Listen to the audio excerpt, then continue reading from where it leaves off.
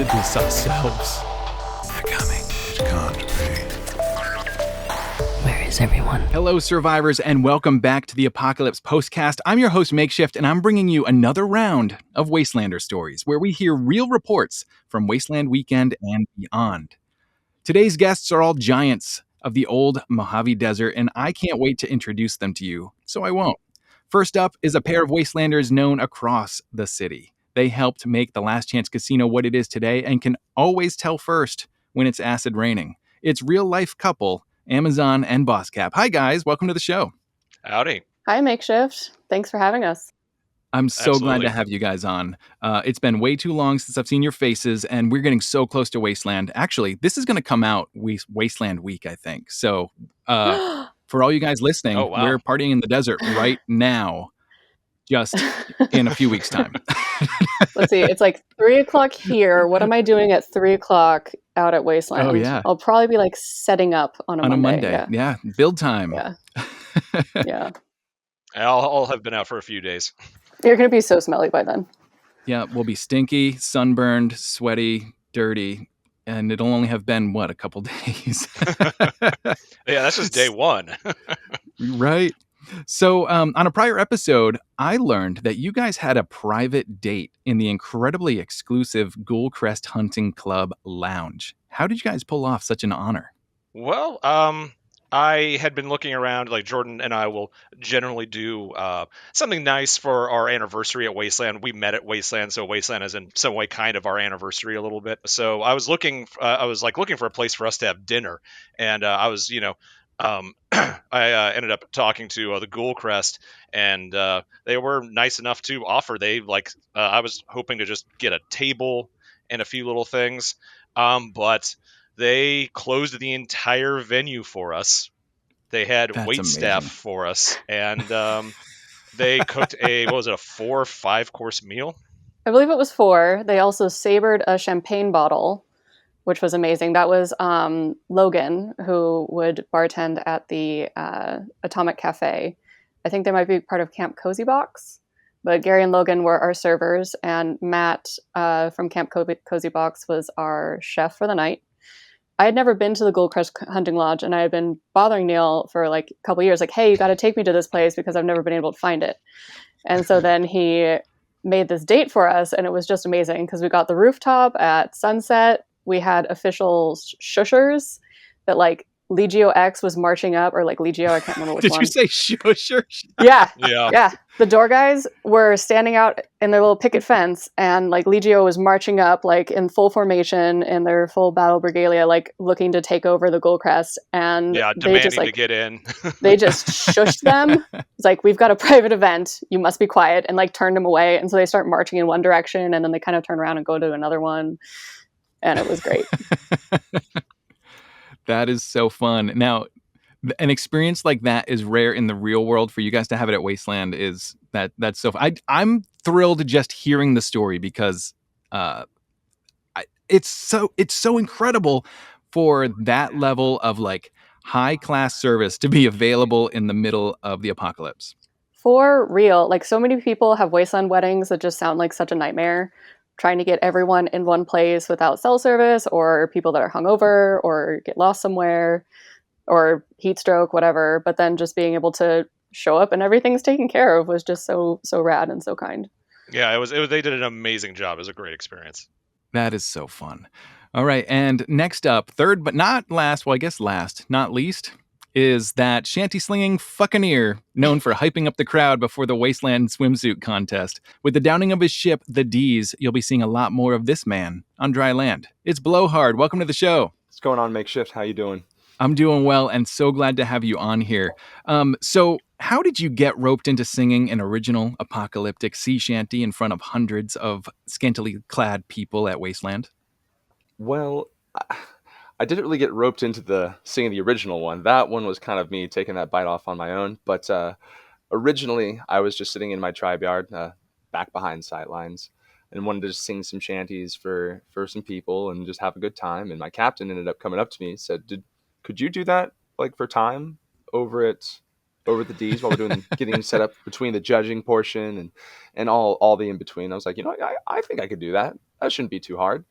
And then that was just went way beyond anything I was expecting. I had been in 2017, I'd been in the swimsuit contest, but I hadn't really perceived what the crowd was. And so next thing you know, there's 300 people standing out there plus. and just from that point on, moving on up to 2019, I wrote my own. That is so fun. And you wrote it just before you got up there, right? I had finished it. Yes, I had kind of blown it off a little bit. No pun intended. but I'd finalized it that morning, which won't lie, I was incredibly intoxicated.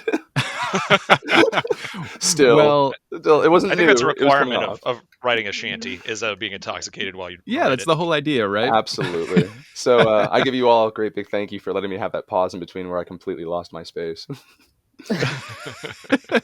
No worries.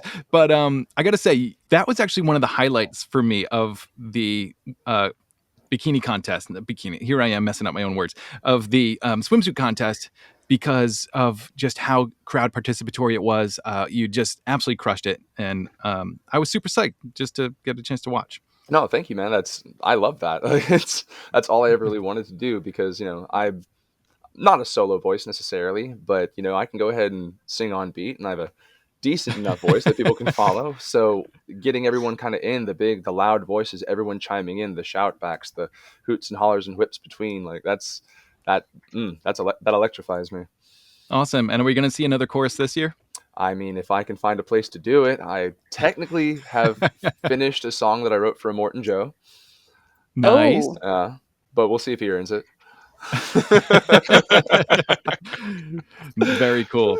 All right, guys. Well, let's get into it, right? Our first story tonight is going to be from Amazon. Oh my God. But and Amazon's cat just jumped up in.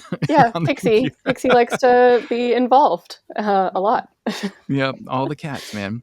But you got a minute, because before we get there, we're going to hear a word from one of our sponsors, the Wasteland Build Crew, and it's going to be improvised right now by Boss Cat. Wastelanders, do you like working hard out in the sun? Do you like not having to wear pants while you shovel gravel? Do you like not getting paid for doing a bunch of dangerous work? Look no farther. Come to Build Crew, building a better apocalypse.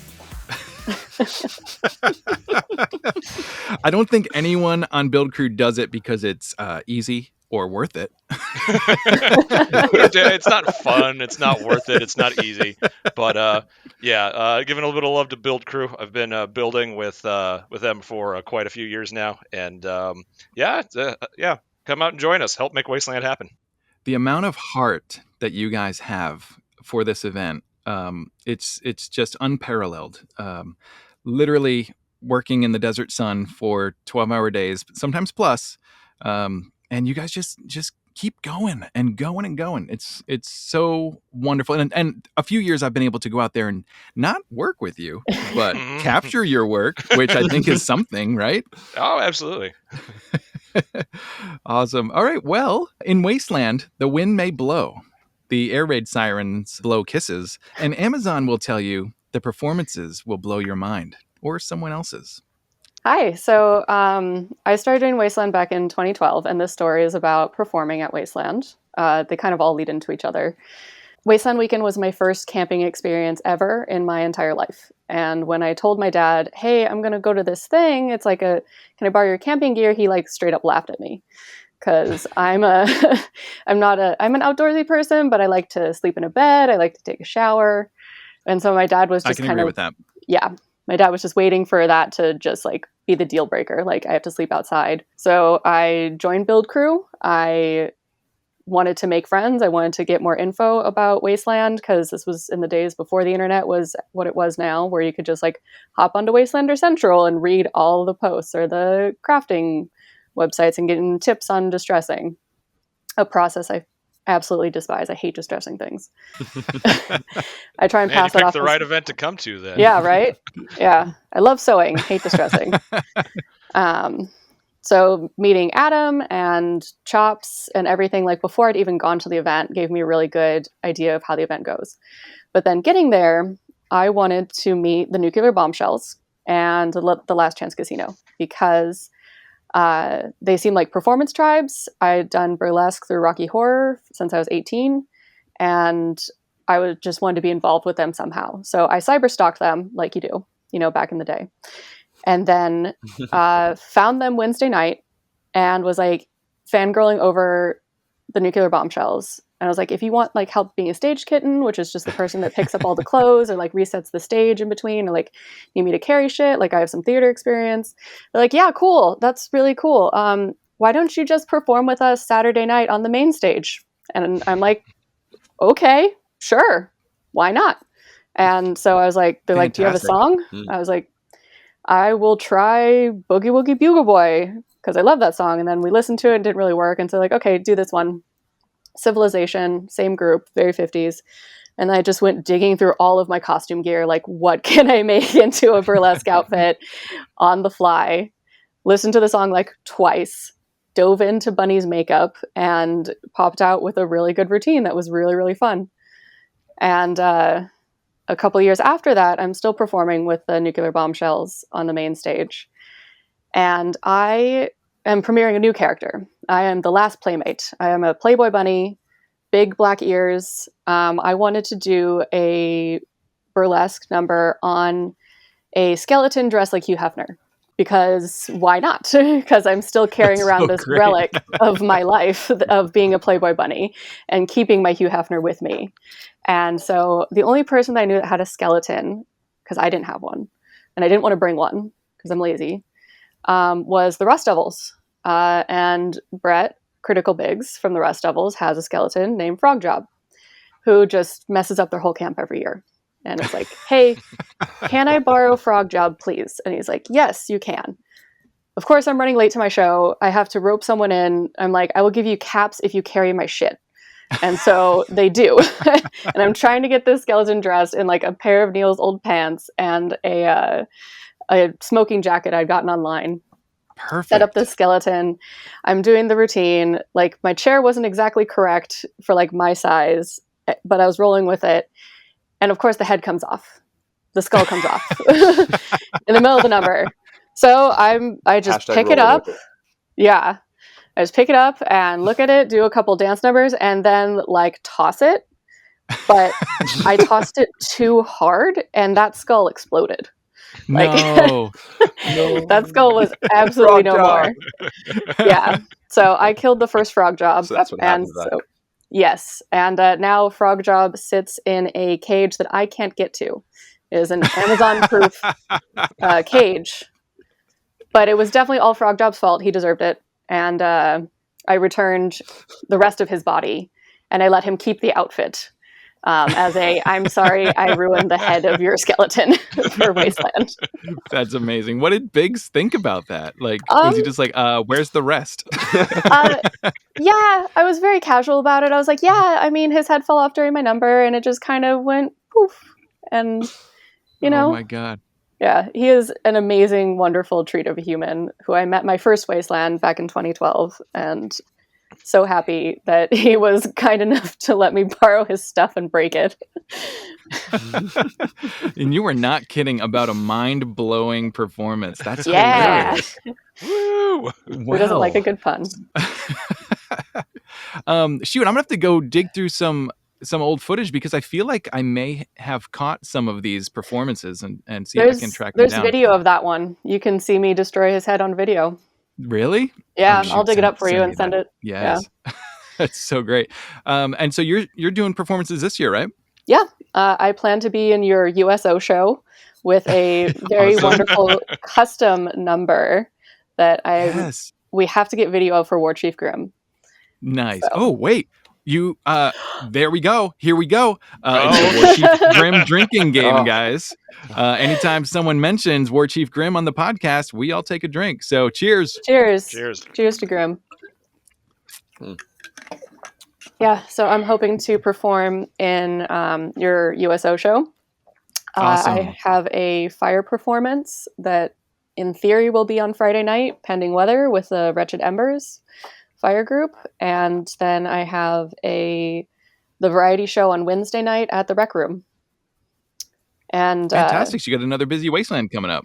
yeah, totally wanted that this year. Really, really was going for that. But if Well, Blowhard we wants missed a year, so you got to cram all the fun from what we would have had last year into this year too. Definitely. I mean, it's been really fun doing Rec Room online shows. Like I did the Christmas show and I watched the last one. Those have been really, really great. Like community builders to like just see everyone's face and the little shows that the Attack was putting on their like Twitch stream. Those were really nice and help like carry me through and get excited about Wasteland again. Also listening to your wonderful podcast. So I'm like, oh, those Thank are you my so friends. much. They're so cool.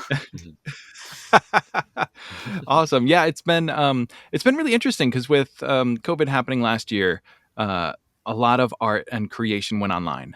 And the Wasteland community was no different. I think we've had a lot of really interesting things pop up. And the cool thing was like the Instagram feeds and the YouTube builds and all the different stuff that people work on, that has kept going the whole time. Like that was never slowed down. So it's been really fun to watch people just kind of keeping Wasteland alive, even on its year off. Yeah, and I mean, this kind of probably helped save a lot of people from burnout, like myself included. Like having a forced year off where you didn't have to make the choice, like I'm not going this year, and just being like, well, you can't go anyway, so might as well just relax a little bit before you start crunch time. Yeah, totally. All right. Well, next up, we're going to have a story from Blowhard. But before that, we're going to hear a quick word from the air raid sirens improvised by Amazon right now.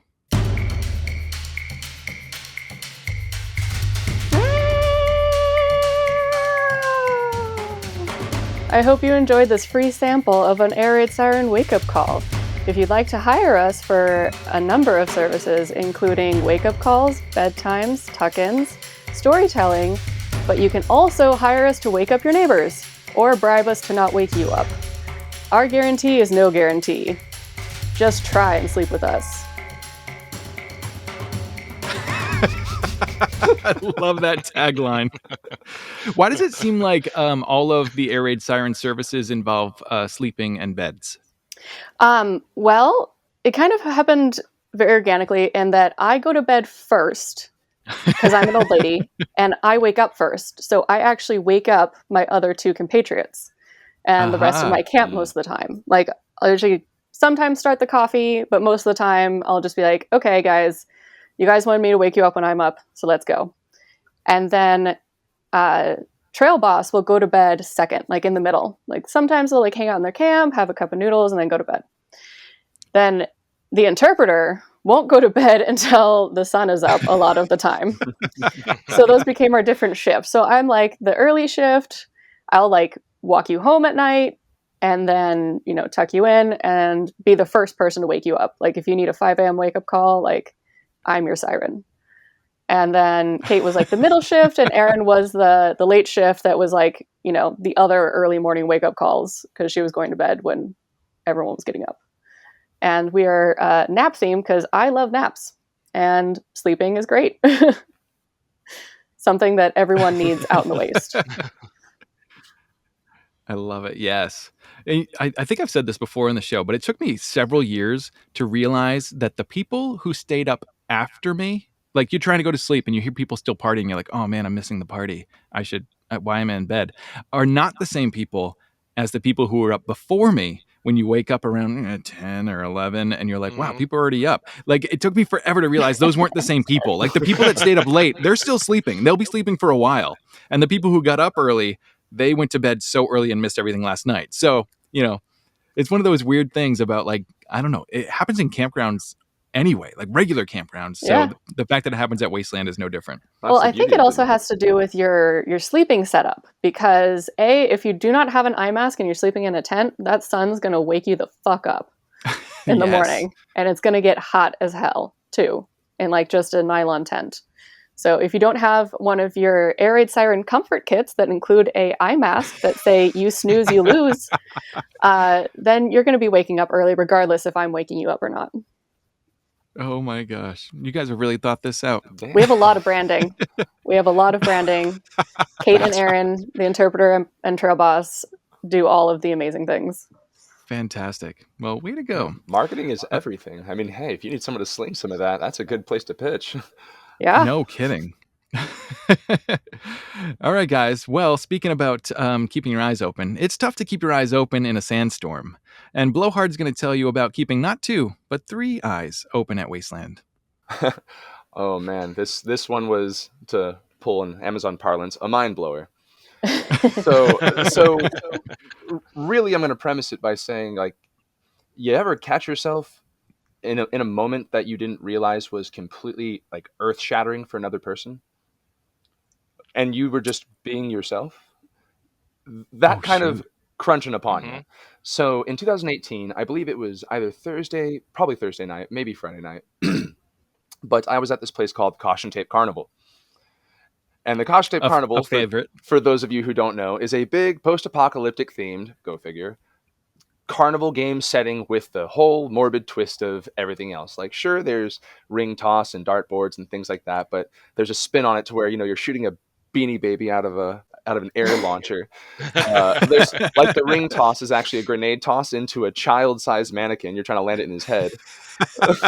Like, there's some good times. And my personal favorite, the Whack-A-Rater, which is some yahoo who I don't know the name of yet, in a box poking little mannequin heads out of it, and you have this giant oversized mallet, and you try to crack him. But that dude is a master shit talker, and I need to know who he is. I have missed each one of those installments. I cannot believe it. Oh my goodness, it was a blast. Anywho, I was sitting there playing, with my company. I was playing a dartboard, whatever.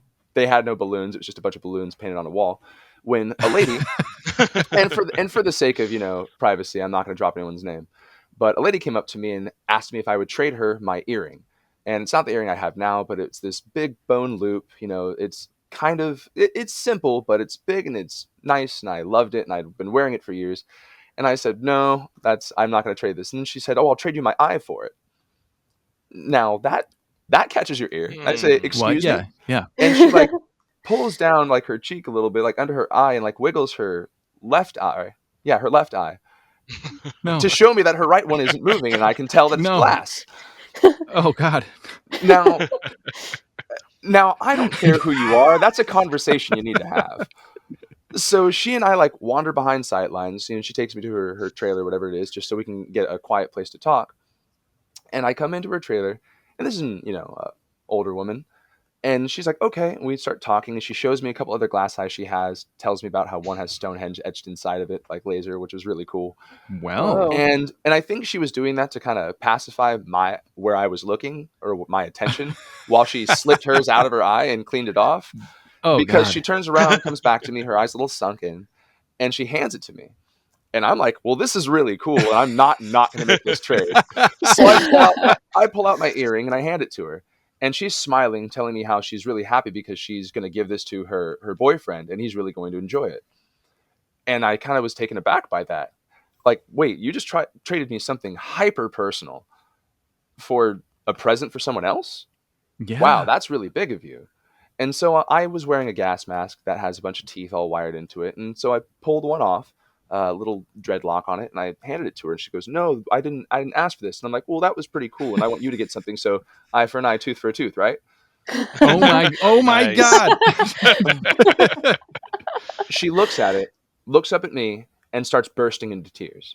What? And I like very quickly kind of console her and kind of coo her and stuff. And she's sobbing. She's getting into it.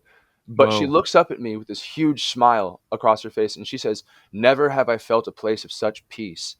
And then she tells me a story, because I asked her what happened to her eye. And she tells me a story of how when she was 18, she had a boyfriend who had brutally beaten her, and that had resulted in a detached retina. Oh my gosh. And up until the age of 24, she had received a series of surgeries. And I think the second to last surgery was 11 hours, and it was supposed to save the eye, but it failed. And then the last surgery was 5 hours, and that was to remove it. At the age of 24, someone alters your life when you barely become an adult, and you have to deal with that. But because of that, she had never stood in a room alone with a man, ever. That trauma that unseated, like that just gets ingrained in you, and rightfully so.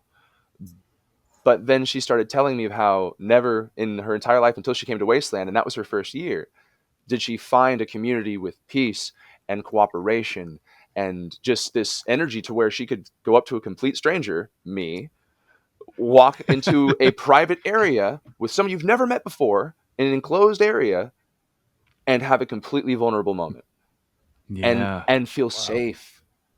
Like that's wild. There's a lot of people that have experienced a lot of different traumas, but that really opened my eyes to what Wasteland could be, because we all come to Wasteland from different areas, different avenues, and it does different things for and to us.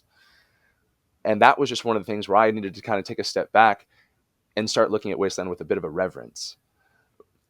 Because then Wasteland already changed me my first year, changed me my second year for sure, which was 2018, this experience. But then 2019, I was like, I'm ready to see what happens. And now with the pandemic going and getting back into this, I want to hit the ground running. And D's is sunk, so I'm gonna be everywhere. I hope to find more of those experiences. I hope to find more of those stories, and I hope to hear them from everyone too. Yes. Oh my gosh, what a story! I did not expect. I mean, that was like an M. Night Shyamalan pair of twists you just threw at us. Blowing all three of your eyes, my man. Here I am. I figure it's just another back alley prosthetic exchange. and We're gonna save that for Neotropolis. This really touching moment. Yeah, Oh my most of mine end with crying, but not like the good kind. Yeah, I mean that was to suddenly just be there and be like, holy crap, I'm a part of this pivotal moment for this woman. Like, let's go ahead and tighten my belt and clean my teeth and make sure my hair's slicked back and play the part. I put out this video on the YouTube channel after 2019 that was called Finding Your Place at Wasteland. The interpreter was in it, but so was Show Pony. And if you don't know her, she's one of the members of Dauntless Express, and she has a scar on her cheek from when she got in an accident. Mm-hmm. Now, before that, she was a model, like a photography model. Mm-hmm. And after getting this scar in her face, she was feeling like, oh man, I'll never be able to do this again. Like my career is shot. And of course, out of nowhere, Adam Chilson, one of the co-owners of Wasteland, who was a professional photographer. I mean, he still is a professional photographer, but that was kind of one of his main things back in 2010, 2011. He said, hey, I love your fucking scar. Let's take some pictures. And she ended up being in some of the early advertisements for Wasteland Weekend. And of course, that brought her into the fold, and she found a whole new respect for what she does and for all those little scars that we all carry and how they can still find their place at Wasteland. It's just a beautiful thing. That's awesome. Beautiful. Yeah. I mean, she was telling me this story and I was literally crying behind the camera. I was like, I can't take this anymore. This is so beautiful. Bunny, our safety pin Bunny from the Nuclear Bombshells has a similar kind of story, that they have a very large scar on their abdomen and was always like, didn't want to show it. And then they started performing and they ended up started to darken it with makeup to make it more visible and just kind of being empowered by it, which is awesome. Oh, that's so cool. Scars, our story survived. And that, I think, they're the most beautiful body embellishment there is. So true. Yeah. And yeah, nowhere else can we find it so celebrated as in Wasteland City, right? Well, survival's the name of the game. I mean, the more scars you have, the more experience you have, that's more of a force to be reckoned with. So do you still have the glass eye? Oh, you bet your ass I do. Oh yeah, great question. Where is it? What are you doing with it? What does one do with a glass eye? There's been a couple different thoughts that go into it. One great thought that was given to me was to turn it into an earring, because of what it was traded to me. But then part of me is a little terrified of that concept of it snagging, pulling. But I mean, we've all worn earrings for however long, so maybe it's impractical. Uh-huh. But there's a gentleman that's a part of the D's. Alonzo Garkin. He does some beautiful leather work that I kind of wanted to ask about. Didn't know if I want to turn that into a headband for a third eye, which seemed a little on the nose.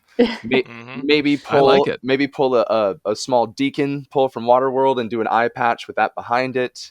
Maybe I turn it to a talisman. I don't know, but it's one of those. When I get it done, I'm gonna get it done right. So I haven't really been in a rush to address it. Definitely. I love the idea of the deacon thing, but then you can only wear it for about 10 seconds, say it looks like slime because it's the broadcast version, and then let it roll around on the floor. cool trade. That's definitely one of those things that isn't going to go back to Wasteland until I got a firm grip on it. Yeah, That is one of the coolest barters I've heard about so far. Definitely definitely. one of my tops. Oh, I'm I sorry. barter a lot, but not for anything like that. So cool. All right. Well, let's get back to the story hour. And our last story is going to be told by Boss Cap. But that, of course, is going to come after a brief message about the Wasteland swimsuit contest, improvised right now by Blowhard. Good evening, Wastelanders. Do you ever need a place to shed your pants and let your freak flag fly? Saturdays. Although the D's is sunk, come on down to the swimsuit competition, where a full exhibition of creativity is in store.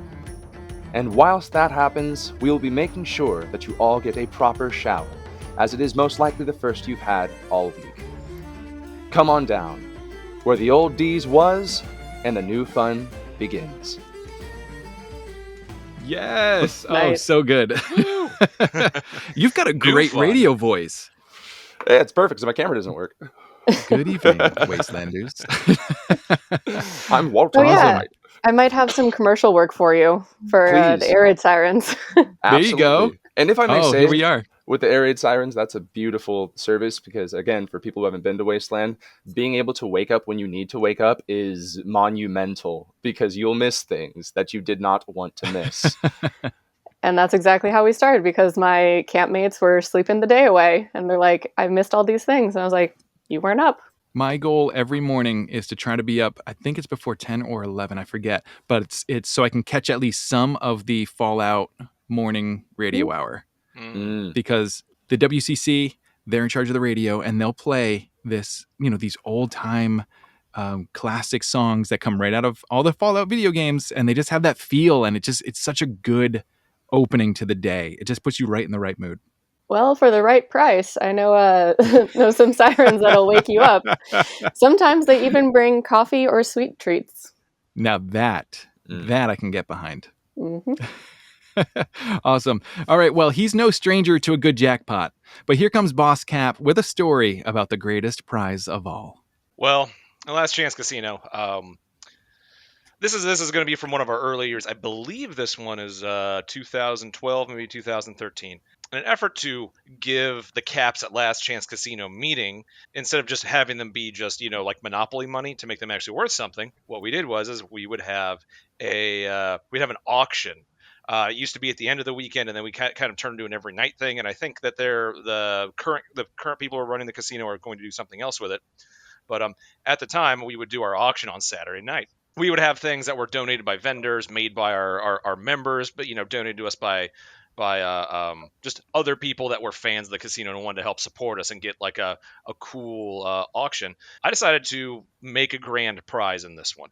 And, do like, here's the really big bad thing to do at the end of it. So what I ended up doing is I like kind of hyped it all weekend. And then, the reveal is like, okay, this is, something that's hard to come by out in the Wasteland. It's something I know you all need. It's something I bet none of you have had in a while. It's a shower. We had a bunch of some good looking members of the casino went up there and they were in sexy outfits and they had like some like washcloths and scrub brushes, and I was like up there hyping it up and I'm like, yeah, we're gonna have our own private team come and help you get all washed up. The bidding starts and it goes fairly high. I forget, it's probably a few hundred caps at that point, and we eventually sell it to a lucky guy. And he comes up and, so of course, like all like the scantily clad ladies, like all run off and I'm like, bring in the team.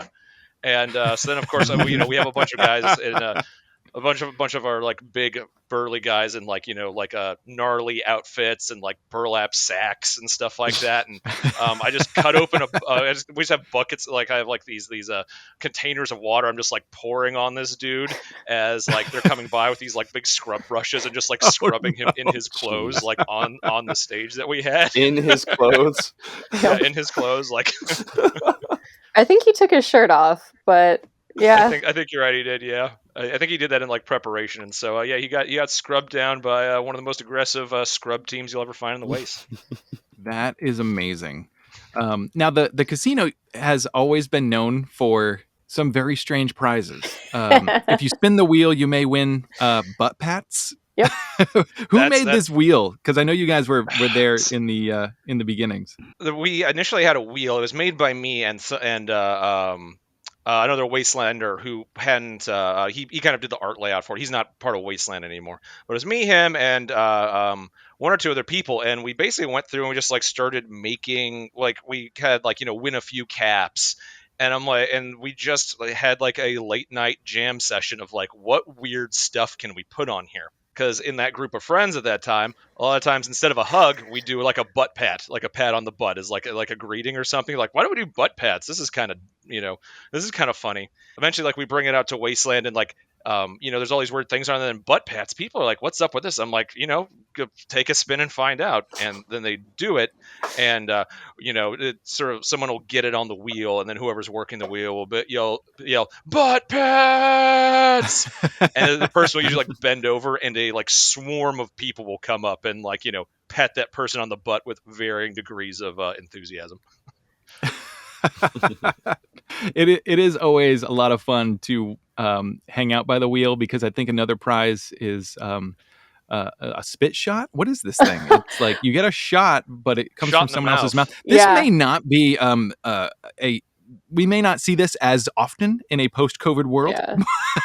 Yeah. It was sure fun while it lasted. This one's still pretty safe. Basically, the shot in the mouth is you have the person get on their knees, and you pull out your piece. Now, your piece, when you're working the wheel, is a squirt gun filled with liquor. And you just shoot them in the mouth. We also put on safety glasses on the recipient, because I've shot a lot of people in the eyeballs by accident. We're circling back to eyeball stories. That's one of those rules written in blood, huh? Yeah. Oh my gosh. Now, Boss Cap, you're going from the casino to a saloon that also has poker tables. Are the poker tables at the Ragstag, are they more fair or less fair than the games over at the Last Chance Casino? What are you trying to imply about my tables at Last Chance Casino? All I'm trying to say is I watched a game of roulette where the host, Alan. Ace hole, yeah. Ace hole. He would spin the wheel, and then he would start slamming his fists on the table, which would shake everyone's caps. All their bets would move around, and they would be stuck with it. That's all I'm saying. I mean, what's wrong with that? That sounds legit to me. You could also bet off the table, because sometimes that ball would go flying, and you'd get like double if it was off the table. I made 50 caps one night just sitting there making side bets. The Radstag has one poker table. And it's not, the table is kind of, it's first come, first serve. We let people reserve it, but there's no like Rad Stag volunteers there or dealers there doing any kind of official game. So I'll usually do, what I like to do is I'll do like it's called Boss Cap's Big Booze Buy-In. And it's, that's good branding right there. I know, right? So everyone brings a bottle of booze, and we just do some Texas Hold'em tournament style. Winner leaves with all the booze bottles. So that's fantastic. I've done that one a few times. It's always a lot of fun. Are you guaranteed an amount of chips per booze bottle, or is that subjective? I've just been a sucker in giving people the same amount, but you bring up a great idea. You'll probably get a bigger pull if we do it that way. I love it. Now, some poker tables at Wasteland are hidden away. They're in like a VIP room, like at the Skullduggers or something like that.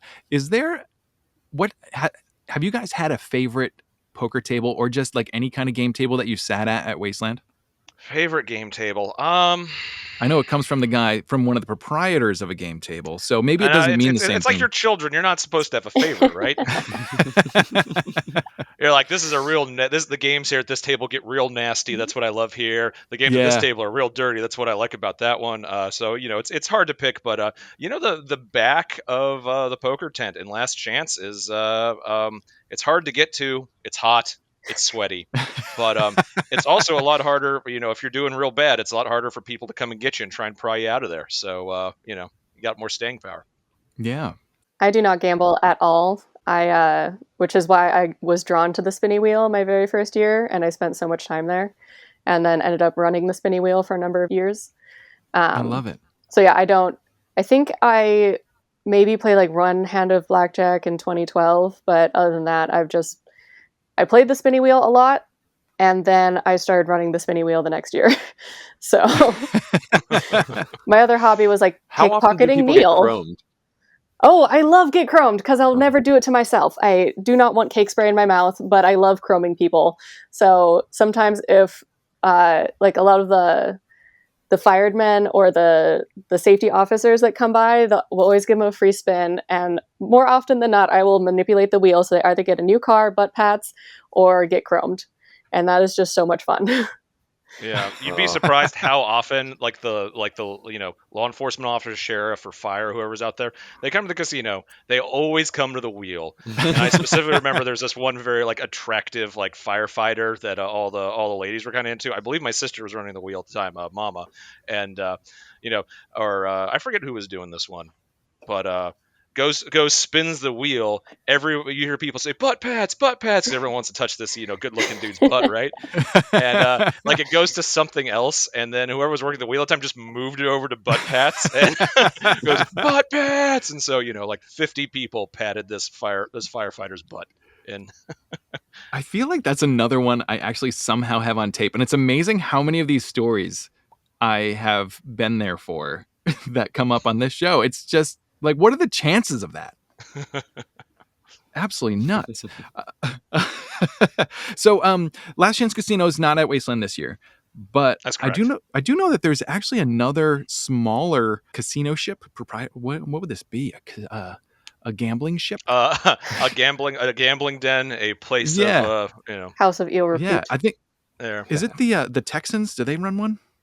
The Texans were running one. There's been a few back when, and so to clarify for any listeners, I was the leader of Last Chance Casino for many years. I'm now no longer with them. I'm with the Rad Stag Saloon, so I might not be up on all like the newest gossip. But like, there's been a few. I used to call them like renegade or outlaw casinos, because clearly mine was the official one, right? Yeah, so true. But yeah, it is kind of fun because people come up with all sorts of games. I know that the Baron likes to play Mancala. So you can challenge him to Mancala. People actually play Caravan, the game from Fallout, which is pretty rad. And of course, there's people out there like playing Dungeons and Dragons some nights. So you can always find a table game if you're not like the party at the stage or dance your ass off in the pit. There's some kind of lower key things that you can find out there, which is really fun. You can also probably find Magic the Gathering at the Rust Devils camp. Sometimes Lord Nice. Humongous will come and play. And then also the Fixer, he made his own Jugger card game that's like a board game that you can buy a copy of or play it with him. That's so fun. Yeah. And I still have not played Wastelandopoly. Someone made a Monopoly board with Wasteland stuff on it. Have you guys seen this? They actually No, made I the haven't prints seen and they that were one. handing them out. I remember great. And, that was the map from 2019 that the Dauntless Express Corp made. Look like, yeah, Wasteland Monopoly. Yeah. Damn, I so never got fun. one of those. I'm sure they'll be back because they were very popular. Here's hoping, right? I mean, honestly, I probably have that map somewhere. If I find it, I'll give it to you because I just like to collect all the stuff all the time. And then I come home and I'm like, why the fuck do I have all of this? Yeah, that will redeem blowhard rewards, some free honks.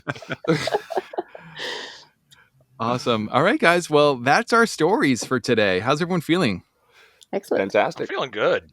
Cool. Let's go around because it's been a long 2 years and Wasteland's finally happening again. Let's just go around and everyone give me your last thoughts. They can be Wasteland related or not. Doesn't matter. Let's start with you, Boss Cap, because you're on the top of my screen. Let's do it. So I mean, yeah, the past year and a half have been pretty tough for us. I'm looking forward to Wasteland. You're looking forward to Wasteland. Let's leave some of the the stuff that's happened, or some of the stuff on Facebook, like some of the difficulties that a lot of us have had. Let's go out and try to have a really good event. I agree. Amazon. Let's all try and pull together and make a better Wasteland. Like, we've learned so much over these last 2 years. Not all of it was easy, but let's start working on inclusivity, taking down racism and sexism wherever we can, especially in our own community, in our own town. I love it. And Blowhard, you're up. The name of the game, as mentioned before, is survival, and kind of go in league with everyone else. It's about building a better Wasteland. And I personally think, with the space that's going to be there now, and with everything changing after the pandemic, leave all the negative stuff at home. We're all choosing to be here. everyone who's going wants to build, wants to be a part of, wants to embody and immerse. So, come with that attitude. Let's fill the gaps. Let's breathe. Let's create. Let's grow. Let's make this bigger and better than it was, because here comes the next stage, and it's what we're always going to do, is survive. Well, guys, thank you so much for joining me today and telling your stories. For all you guys out there, when you're hearing this, especially if you're hearing it right when it comes out, I'm going to be at Wasteland. There may not be a story next week or an episode next week, so just stand by. There will be more. Don't worry. Give this episode a like if you can. If you're on like Amazon or Spotify, leave a review. That really helps get the numbers up and get it out there to more people. And of course, if you liked this episode, please send it to your friends. If you hated it, send it to your enemies in a burly man dusty shower. And we'll all see you next time, survivors. Stay alive.